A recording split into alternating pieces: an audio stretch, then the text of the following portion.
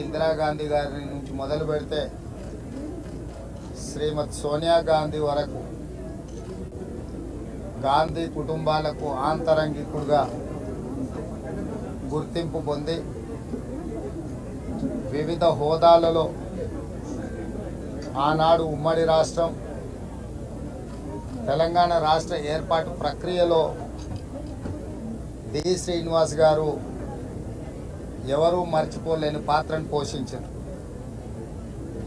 D Srinivas గారి ప్రత్యేక చొరవ వల్ల 2004 సంవత్సరంలో వారు ఆనాడు ఉమ్మడి రాష్ట్ర పిసిసి అధ్యక్షుడిగా శ్రీమతి సోనియా గాంధీ గారికి తెలంగాణ రాష్ట్ర ఏర్పాటు అవసరాన్ని వారు గుర్తు చేయడం, వారి చొరవ వల్ల 2004లో కరీంనగర్లో శ్రీమతి సోనియా గాంధీ గారు తెలంగాణ రాష్ట్ర ఏర్పాటును ఆమోదించి తెలంగాణ 4 కోట్ల ప్రజలకు మాట ఇవ్వడం జరిగింది.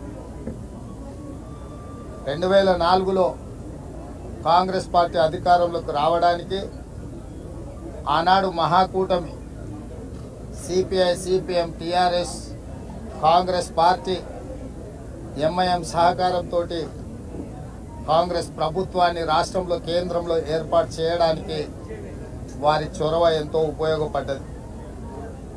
వారి యొక్క ఆలోచన విధానము సమన్వయాన్ని దృష్టిలో పెట్టుకొని 2009లో ఎన్నికల సందర్భంగా మళ్ళీ శ్రీమతి సోనియా గాంధీ గారు ఆనాడు ఉమ్మడి రాష్ట్రంలో కాంగ్రెస్ పార్టీని అధికారంలోకి తేవాలి అని అంటే పెద్దలు డి శ్రీనివాస్ గారిని మళ్ళొకసారి పిసిసి అధ్యక్షుడిగా ఆనాడు శ్రీమతి సోనియా గాంధీ గారు నియమించడం జరిగింది.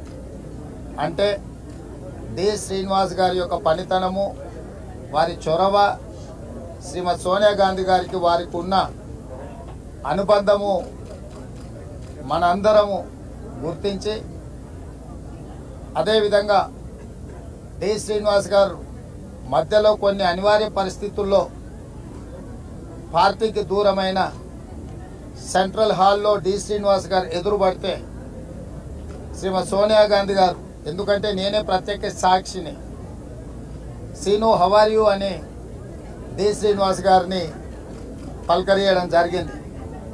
అప్పుడు నేను డి శ్రీనివాస్ గారు మన పార్టీలో లేరు తెలుసు కదా మేడము అని అంటే, పార్టీలో లేకపోయినా డి శ్రీనివాస్ మన మనిషి మనవాడు అని చెప్పి శ్రీమతి సోనియా గాంధీ గారు ఆప్యాయంగా డి శ్రీనివాస్ గారిని గుర్తించి పలకరించింది.